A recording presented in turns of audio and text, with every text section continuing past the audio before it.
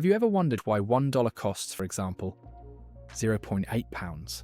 Why not 0.5, 1 or even £2? The thing is that currency, that is the pound, the dollar, the euro, is essentially the same kind of product as, for example, a car, a jeans or a phone. When a product is in demand, it becomes more expensive relative to other products. Therefore, when many buyers on the currency market need the dollar in particular, it starts to rise in price relative to other currencies. The same situation happens with the pound. As a result, at every moment in time, a ratio between currencies is established on the market. For example, for $1, market participants are ready to pay £0.8. This ratio is called the exchange rate. In modern economies, there are two main currency regimes: fixed and floating. A fixed exchange rate assumes a strict ratio between the national and foreign currency. It's as if the Bank of England announced today that from now on, $1 is exchanged for £0.5 and nothing else.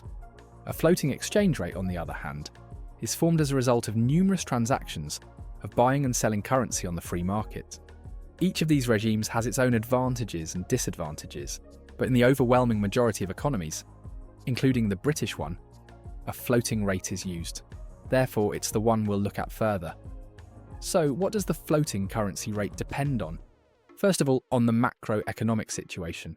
When a country creates transparent conditions for business, respects property rights, and the judicial system works according to the law, the country's attractiveness for foreign investors sharply increases.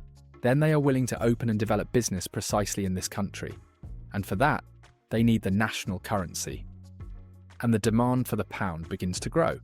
Moreover, the stability of the UK economy is also reflected in data. For example, strong growth in technology investments pushes the pound upward, as investors need pound liquidity. Secondly, on the specific actions of the government and the central bank. If there is too much money in the economy, inflation arises. The supply of the national currency grows, and therefore, for $1 now gets not £0.8 but say 0.9, the pound's rate weakens. Then few people want to keep their savings in pounds, and the demand for them falls. For example, the level of inflation, the base interest rate, and investors' expectations about the future policy of the Bank of England are extremely important for the pound's rate. Also, the greater the difference between interest rates in Britain and, say, in the United States, the more attractive the pound can become. And thirdly, the exchange rate is influenced by the situation in commodity and resource markets. Although the United Kingdom is not a classical resource-based country with a dominant role of raw material extraction, prices for oil and gas from the North Sea still affect the pound.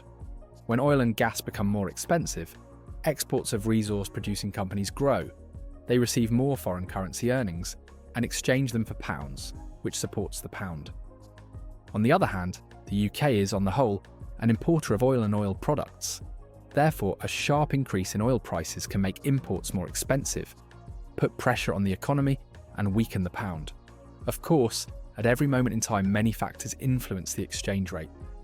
But the three mentioned above are the main ones, and they determine the long-term dynamics of the national currency's value.